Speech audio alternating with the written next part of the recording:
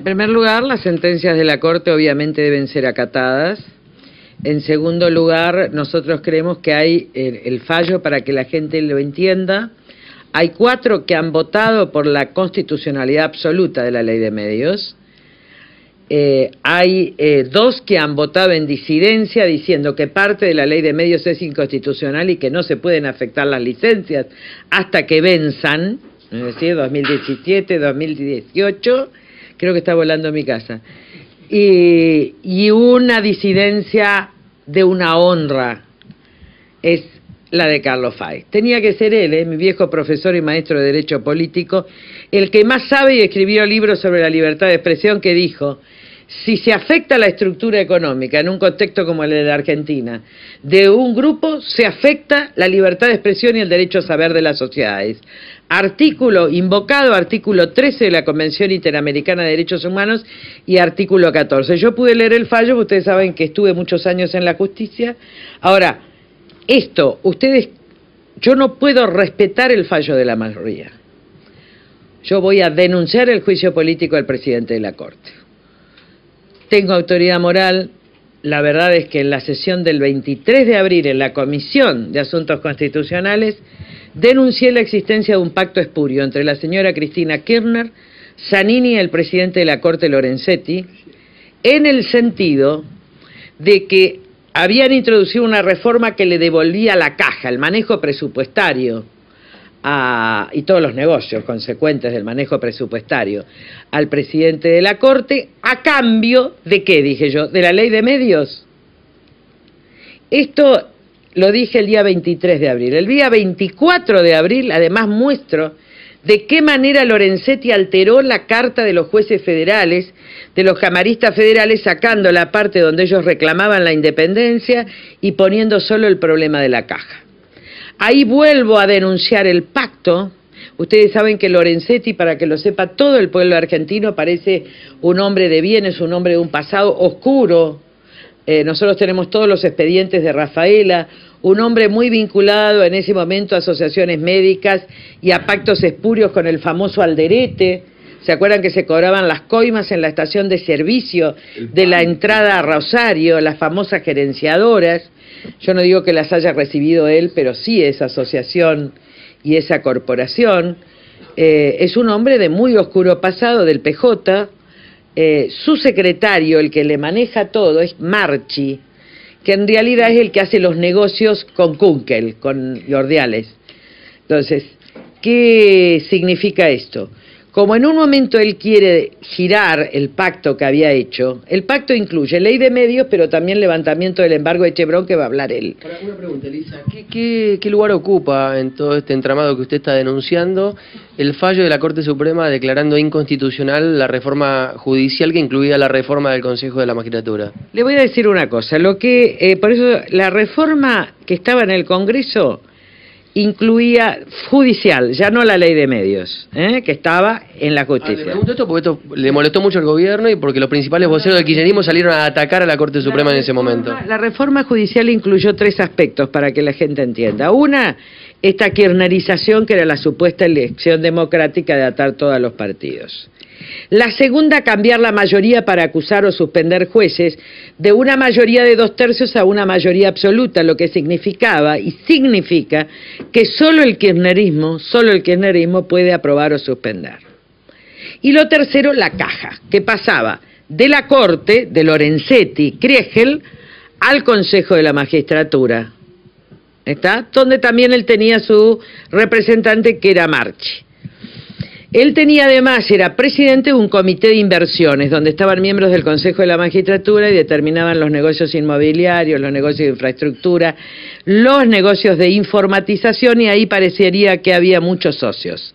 Esta es su vinculación, no con Zanini, sino con Kunkel. Muy bien. ¿Ellos qué hacen? ¿El pacto en qué consiste? Declarar inconstitucional la elección de los jueces. No pronunciarse sobre la constitucionalidad de las mayorías para aprobar o suspender, que es cuando yo dije, el pacto incluye también entregar a los jueces independientes. Y a cambio de esto, ella le devolvía la caja. Ahora, ¿qué le daba a Lorenzetti para que le devuelvan la caja en contra de lo que establece la Constitución? La ley de medios y el levantamiento del embargo de Chevron, más la impunidad. Como en un momento el señor se quiere dar vuelta, entonces, ¿qué hace Kunkel, el diputado Kunkel que estuvo en el Consejo de la Magistratura? Presenta un proyecto restituyéndole la caja al Consejo de la Magistratura. Es todo plata. Es todo sucio, escuchá. Entonces yo entro al recinto y me dice el diputado Kunkel a viva voz: Carrió, decile a Lorenzetti pacta sunt servanda. Para todo el pueblo entienda, quiere decir los pactos se cumplen. Tras eso, Echegaray empieza a investigar la fortuna y las sociedades y los hijos de Lorenzetti. Y Lorenzetti cumple el pacto. Hoy es el día en que el señor Lorenzetti cumple el pacto de aquel día que reformaron en diputados, y yo voy a pedir el juicio político y obviamente denuncia penal.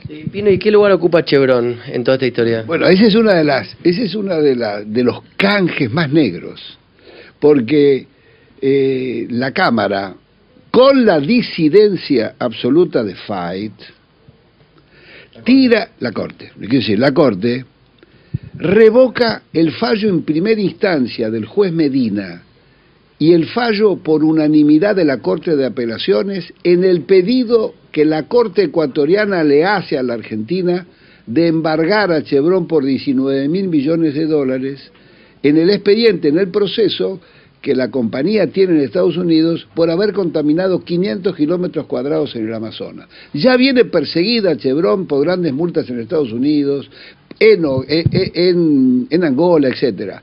Ahora, no hay antecedentes en la Argentina que la Corte Suprema haya desoído el pedido de una corte de un país hermano latinoamericano y haya tirado a tierra la sentencia firme por unanimidad de la Cámara de Apelaciones, lo que abrió paso a la firma del contrato con Chevron.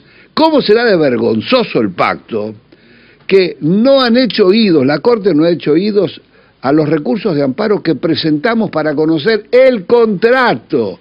No hay ningún argentino, aparte de los que están en YPF, ni los legisladores nacionales, ni los legisladores neuquinos, ni la justicia ha podido leer el contrato del mayor yacimiento, la cesión por 35 años de una parte importante del mayor yacimiento de hidrocarburífero de la Argentina. Además, yo voy a preguntar a los jueces de la Corte en comisión si lo llamaba personalmente Cristina Kirchner.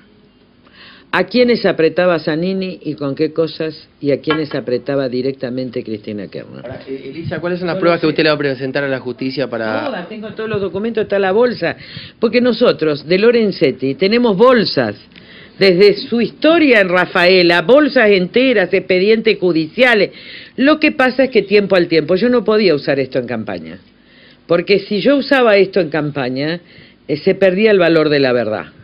Por eso yo denuncié el pacto. Miren, me tiene que pedir perdón Federico Pinedo, Ricardo Gil Lavedra, los editorialistas, me tiene que pedir perdón Joaquín Morales Solá.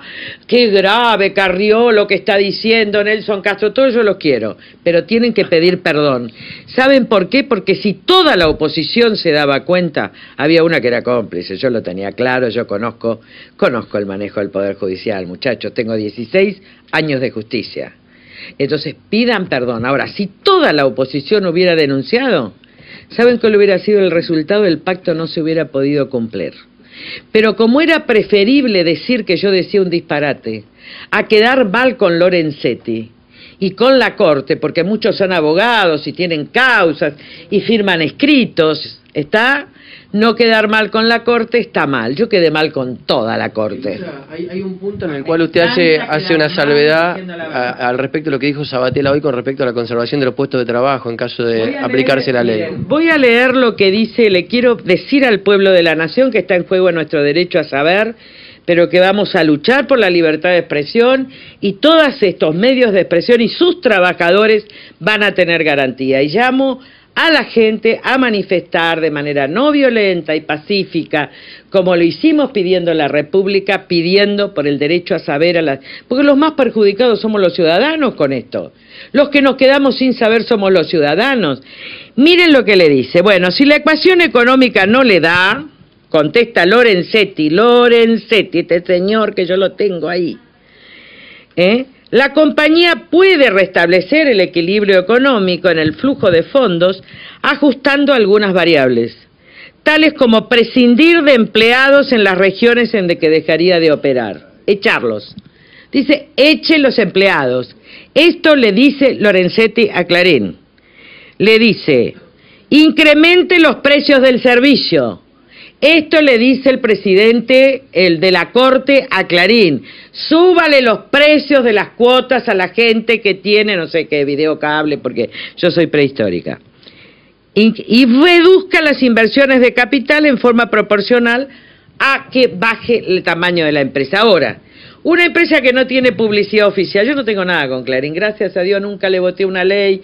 Miren, cuando ellos eran socios, ellos votaban todos juntos, se abrazaban con Mañeto, yo nunca me abracé con nadie, nunca voté una ley a Clarín, tengo una libertad. Ahora, lo que está en juego es la libertad nuestra. Si yo solo puedo, nosotros los opositores podemos hablar en 2 o 3 canales, el resto no podés hablar. ¿Qué vamos a hacer? ¿Dominado en la comunicación por 6, 7 y 8? Esto quiero decirle a la gente, esto es autoritarismo. Yo le voy a decir, miren, hay todo ADEPA, toda la gente, tiene que haber marchas y yo me voy de nuevo a Washington, que le vengo comunicando todo, porque acá realmente están afectando la libertad de expresión, no solo de ellos, también están los trabajadores obviamente de Telefónica, para que quede ¿quién? Cristóbal López, que es el socio de Cristina Kirchner.